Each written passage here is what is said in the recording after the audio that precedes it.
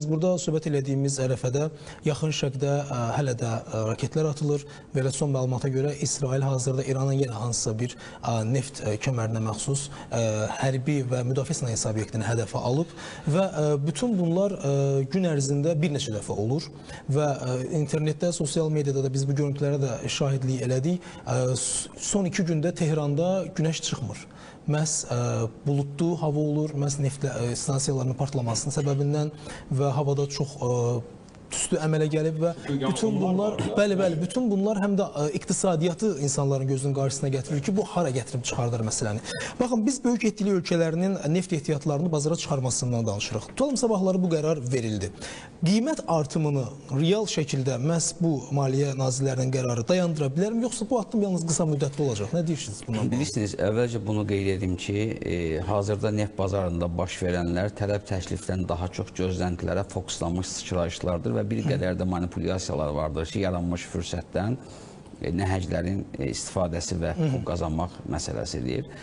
O ki, qaldı konkret böyük yeddilərin qərarına. Bilirsiniz, böyük yeddilər hansı qərarı verirsə versin, bu dayanıqlı və davamlı ola bilməz. Çünki böyük yeddilik əslində daha çox ixalçıdır, ixracatçı deyildir. Bugün hansı qərar verilirsə verilsin, hansı istiqamət olursa olsun, bugün dünyanın aparıcı neft ixracatçı ölkələri bugün münaqişənin mərkəzində olan ölkələrdir. Hazırda deməli qısa müddət öncə, yəni münaqişənin başladığı dönəmdə qiymətlərin kəskin artmamasının başlıca səbəbi o idi ki, münaqişə artıq proqnozlaşdırılan zaman böyük logistik şirkətlər, daşıyıcılar, yəni ixracatçı və istehlakçı arasında olan prosesi quran subyektlər artıq öz tankerlərini doldurmuşdular, artıq körfəzdən çıxmışdılar, müəyyən hissə istiqamətdə idi, müəyyən hissə gözləmə mövqeyində, körfəzin çıxışında və yaxud da ki, okeanlarda.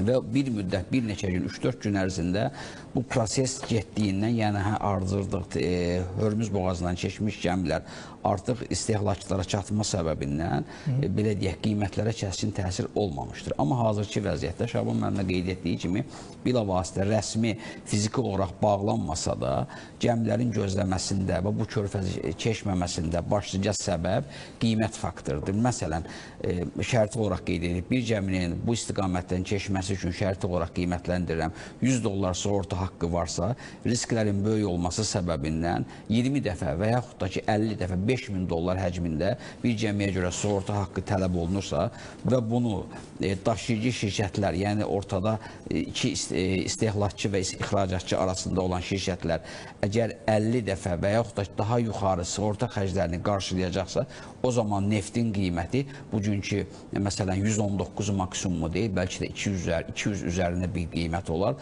və bu da real olmadığına görə artıq gözləmə mövqeyinə durmuşlar. Bugün hansı qərarı verirlərsə versin, məsələn G7-lərə biz baxmış olsaq görərək ki, bəli, ABŞ-ın özünə bu proses hər iki mənada sərf edir. Qətərdə baş verən hadisələrdən LNG deməli istehsalının dayanması, ixracın azalması, Səudiyyə Ərəbistanına, İraqın hansı ki 60% istehsalının dayanması prosesi və s.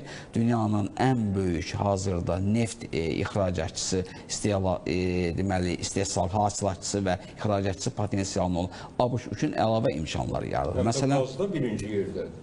Məsələn, deməli Baltik dənizinin dibində Şimal axını 1 və Şimal axını 2 deməli kəmərləri partladılan zaman ən böyük gəliri, ən böyük dividend kim götürdü? LNG hesabı ilə ABŞ götürdü. Və ABŞ-ın da Avropada əsas LNG, yəni mayeləşdirilmiş, sıxılmış qazın rəqibi Qətərdir. Qətərdə də bu fəaliyyətin dayanması ABŞ-a sərf edilir. Yəni ABŞ-a münaqişənin davam etməsi də, neftin qalxması da və digər istiqamətlərdə də bütün hallarda sərf edir o dönəmə kimi ki, 2026-cı ilin noyabrın 3-də aralıq seçkilər keçiriləcəkdir və o seçkilər dönəmində artıq ABŞ-a sərf etməyən nələrsə baş verə bilər. Amma o dönəmdə isə artıq belə deyək, ABŞ-a sərf edəcək məqamlarda G7 formatında isə daha çox onların verdiyi qərar ABŞ-a və müttəfiqlərinə təzyiqlə ola bilər ki, prosesi bir qədər ya tez yekunlaşdırsınlar, ya hansısa bir formada güzəştlər olunsun, nələrsə olunsun ki, neft ixraca istiqamətlənsin. Çünki bilirsiniz, bugün bütün hallarda proses uzun müddətli davam edəcəyini düşünmürəm. Qiymətlərin hətta bu gündən sonraki dönəmlərdə də 119-luq o rekordu yenidən yeniləməsi, 150-yə belə çatması praktik olaraq mümkündür. Amma bütün hallarda 2026-cı ilin biz orta statistik göstəricisini götürsək, düşünürəm ki, 80 dollar üzərində bir qiymətə biz rast gəlməyəcəyik. Amma hazırki dönəmdə isə, bilirsiniz, bu baş verənlər təbii ki, dünya iqtisadiyyatı üçün yaxşı hal deyil.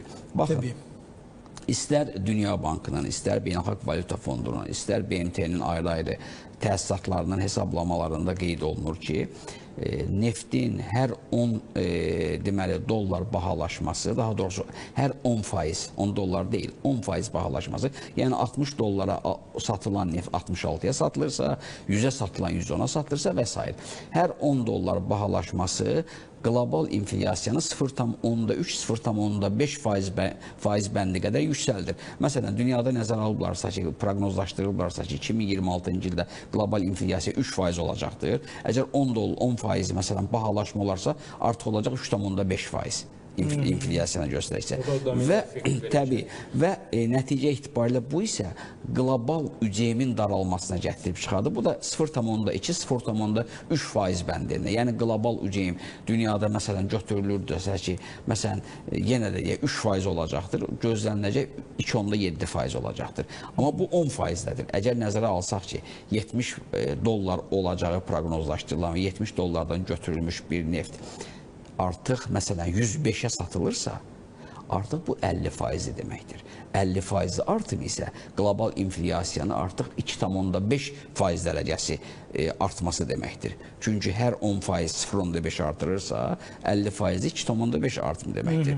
Bu isə yəni hiperinflyasiya yaşayan, inflyasiyası yuxarı olan ölkələr üçün adi görünə bilər. Amma dünya çapında fəlakətli bir dinamikadır. Və bu baxımdan mən düşünürəm ki, dünya ölkələrinin ən aparıcı, istər münaqişənin hansı tərəfi olmasından asılı olmayaraq arzu olunan hal deyil. O ki qaldı, prosesin ölkəmizə belə deyək də təsirlənir. Bilirsiniz, bir müddət öncə Niderlandın aparıcı banklarından birinin bir hesablaması yayıldı ki, bəs onlar hesablamışdılar ki, deməli Azərbaycanda hər 10 dollar neftin qiymətinin qalxması ölkədə ixrac gəlirlərinin deməli 3 milyard dollar artmasına, büdcə daxil olmalarına 1,5 milyard dollar artmasına gətirib çıxardır.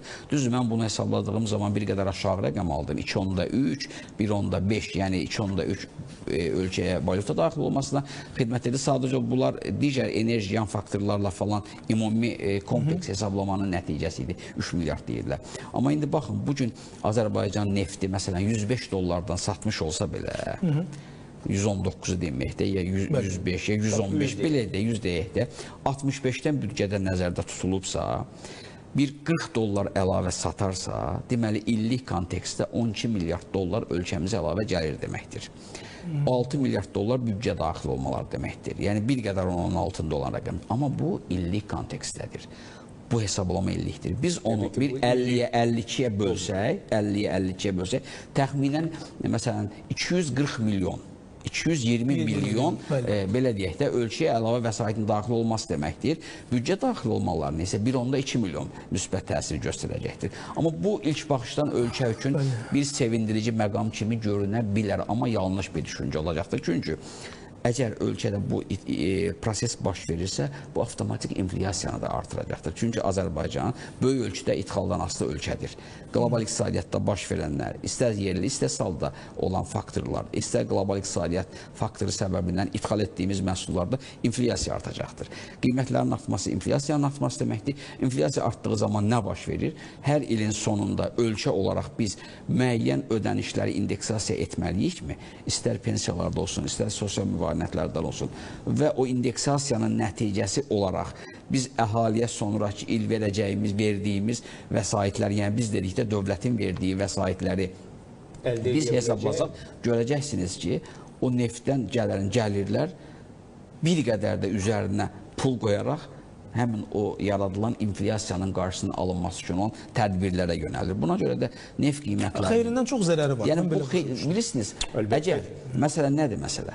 Əgər bizim, məsələn, 2010-cu ildə olan neft ixracımız olsaydı rəqəm olaraq, bəli, xeyri biz deyə bilərdik.